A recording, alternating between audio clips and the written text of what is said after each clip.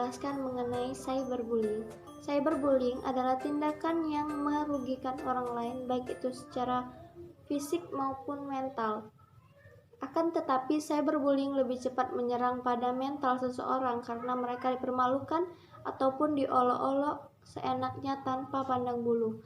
Bentuk dari cyberbullying dikategorikan menjadi dua, yaitu cyberbullying direct attack dan cyberbullying by proxy. Cyberbullying sebenarnya sama dengan bullying pada umumnya. Perbedaan antara cyberbullying dan bullying adalah tempat melakukannya.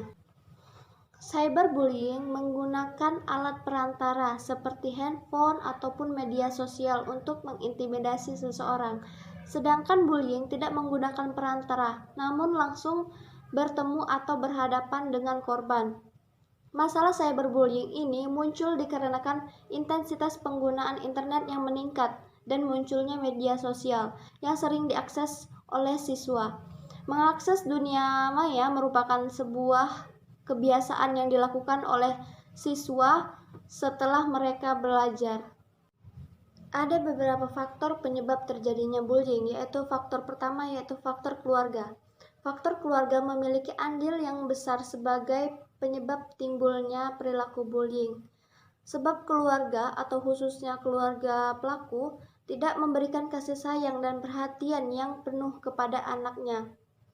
Padahal seharusnya para pelaku dan korban bullying diberikan perhatian yang ekstra karena di usia remaja mereka ini rentan terhadap hal-hal yang berbau negatif. Pola asuh yang membeda-bedakan anak di dalam keluarga juga memicu timbulnya perasaan iri yang berakibat pada pelampiasan kekesalannya kepada teman-temannya di sekolah. Yang kedua yaitu teman sebaya. Teman sebaya juga memiliki andil yang cukup besar karena sebagian besar waktu yang dimiliki remaja adalah untuk berinteraksi dengan teman sebayanya, baik itu di sekolah ataupun di lingkungan rumah.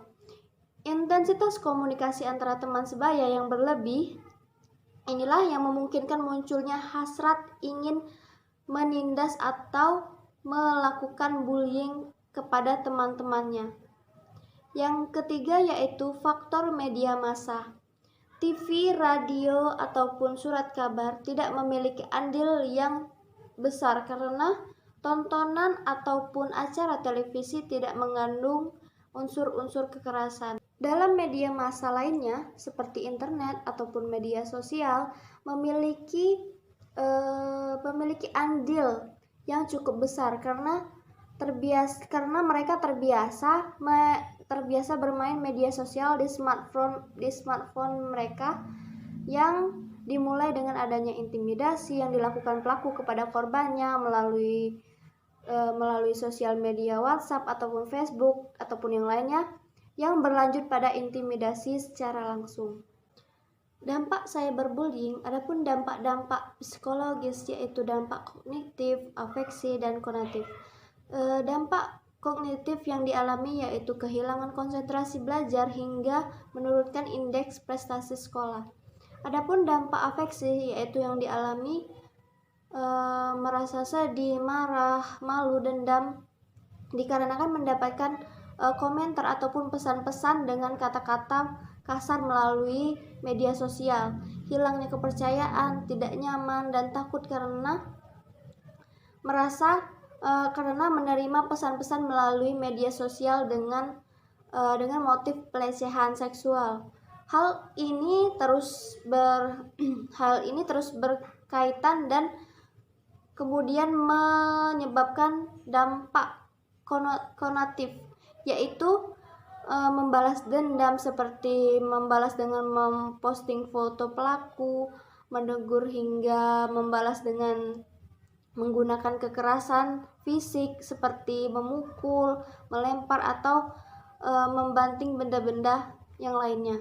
Adapun upaya pencegahan cyberbullying non-penal. Yang pertama yaitu pendekatan moral atau edukatif. Kebijakan non-penal dengan pendekatan moral atau edukatif merupakan kebijakan yang paling penting dalam penanggulangan tindakan cyberbullying. Adanya penanaman pendidikan moral dan agama, pengetahuan akan dampak negatif tindakan cyberbullying, dan mengajari anak bagaimana seharusnya menggunakan teknologi yang baik dan menjaga tingkah laku di dunia maya akan menumbuhkan kesadaran bagi setiap orang untuk menghindari melakukan tindakan cyberbullying apapun jenis dan media yang digunakan. Adapun yang kedua yaitu pendekatan teknologi.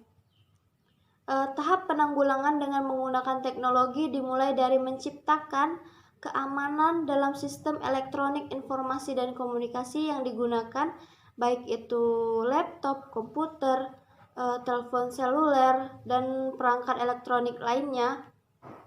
Dalam menjaga keamanan sistem, hampir semua tidak berbeda. Yang ketiga itu pendekatan global atau kerjasama internasional, seperti yang terjadi pada Amanda Todd yang berumur 15 tahun yang bunuh diri pada tahun 2012 karena telah menjadi korban cyberbullying dari tindakan seseorang yang dikenalnya melalui media maya. Orang tersebut menyebarkan gambar tidak berbusana milik Amanda Todd di Facebook. Setelah ditelusuri lebih lanjut, ternyata pelaku berasal dari Belanda. Oleh karena itu, dalam menanggulangi tindakan cyberbullying secara non-penal diperlukan pendekatan global atau kerjasama internasional. Adapun upaya penal, salah satu upaya penegak hukum atau segala tindakan yang dilakukan oleh aparatur penegak hukum yang lebih menitik beratkan pada pemberantasan setelah terjadinya kejahatan.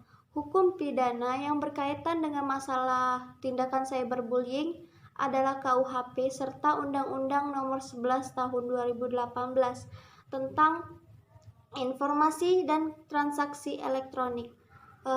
Mungkin itu saja penjelasan dari saya mengenai cyberbullying. Terima kasih.